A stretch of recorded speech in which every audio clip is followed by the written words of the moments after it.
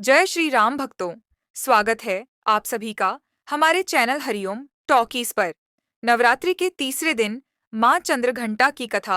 माँ चंद्रघंटा माँ दुर्गा की तीसरी शक्ति है चंद्रघंटा। नवरात्रि में तीसरे दिन इसी देवी की पूजा आराधना की जाती है। देवी का यह स्वरूप परम शांतिदायक और कल्याणकारी है।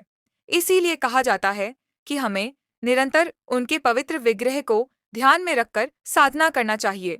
उनका ध्यान हमारे इस लोक और परलोक दोनों के लिए कल्याणकारी और सद्गति देने वाला है। इस देवी के मस्तक पर घंटे के आकार का आधा चंद्र है, इसीलिए इस देवी को चंद्रघंटा कहा गया है। इनके शरीर का रंग सोने के समान बहुत चमकीला है। इस देवी के 10 हाथ हैं। वे खड्ग और अन्य अस्त्र शस्त्र से विभूषित हैं। सिंह पर सवार इस देवी की मुद्रा युद्ध के लिए उद्यत रहने की है। इसके घंटे सी भयानक ध्वनि से अत्याचारी दानव दैत्य और राक्षस कांपते रहते हैं। एक समय की बात है कि महिषासुर नामक दैत्य ने तीनों लोकों में बहुत आतंक मचा रखा था। उसने स्वर्ग लोक में इंद्रदेव को हराकर सिंहासन पर अधिकार करने की कोशिश की। उसकी इस मंशा से चिंतित होकर सभी देवता ब्रह्मा, विष्णु और महेश के पास गए।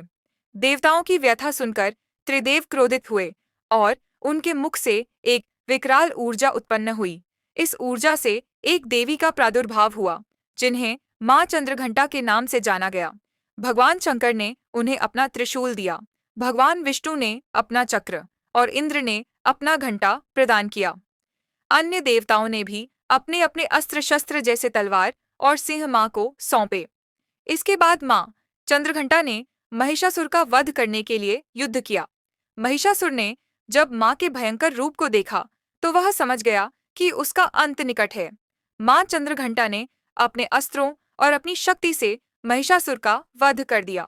इस तरह माँ ने देवताओं को महिषासुर के आतंक से मुक्ति दिलाई और तीनों लोगों की रक्षा की। इस देवी की कृपा से साधक को अलौकिक वस्तुओं के दर्शन होते हैं, दिव्य सुगंधियों का अनुभव होता है और कई तरह की ध्वनियां सुनाई देने लगती हैं। इन क्षणों में साधक को बहुत सावधान रहना चाहिए। इस देवी की आराधना से साधक में वीरता और निर्भयता के साथ ही सौम्यता और विनम्रता का विकास होता है।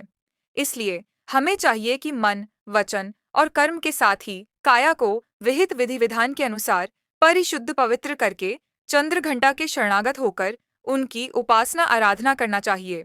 इससे सारे कष्टों से मुक्त होकर सहज ही परम पद के अधिकारी बन सकते हैं। यह देवी कल्याणकारी है। आप सभी को शारदीय नवरात्रि की हार्दिक शुभकामनाएं। आप सभी को कहानी अच्छी लगी हो तो वीडियो को लाइक शेयर करें और हमारे चैनल को सब्सक्राइब करना ना भूलें। जय माता चंद्रघंटा।